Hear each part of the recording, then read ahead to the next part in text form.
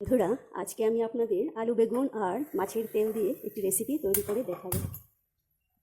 প্রথমে দেখুন, আমি কড়াইতে সরিষার তেল, সামান্য পরিমাণে সরিষার তেল দিয়ে দিচ্ছি। আমি 5 ফোড়ন আর শুকনো লঙ্কা দিয়ে দিচ্ছি।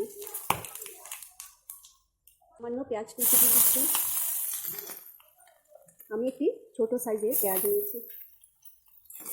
পেঁয়াজগুলো একটু লাল লাল হয়ে আসলে তারপর আমি কাতলা মাছের তেলটা দেবো। দেখুন গোল্ডেন কালার হয়ে এসেছে। এখন এতে মরিচ বাটা আর কিছু আদা ছেঁচা কাঁচা লঙ্কা দিয়ে দিচ্ছি।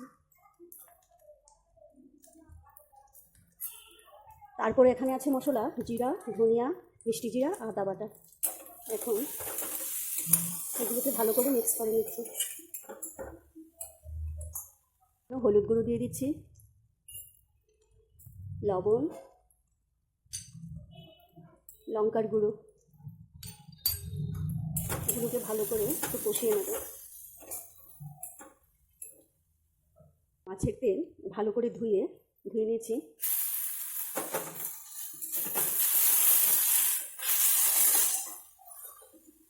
তারপর দেখুন আমি অল্প আলু আর বেগুন কেটে নিয়েছি।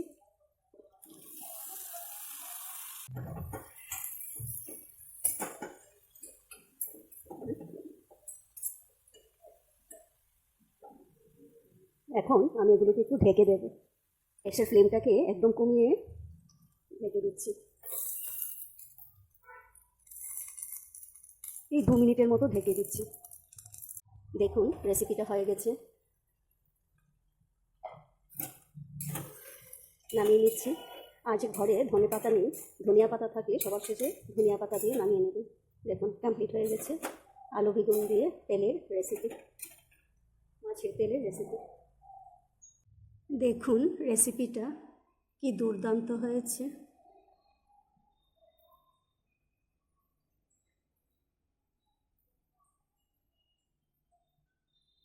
রেসিপিটা ভালো লাগলে বাড়িতে একবার ট্রাই করে দেখবেন, খুব ভালো লাগবে।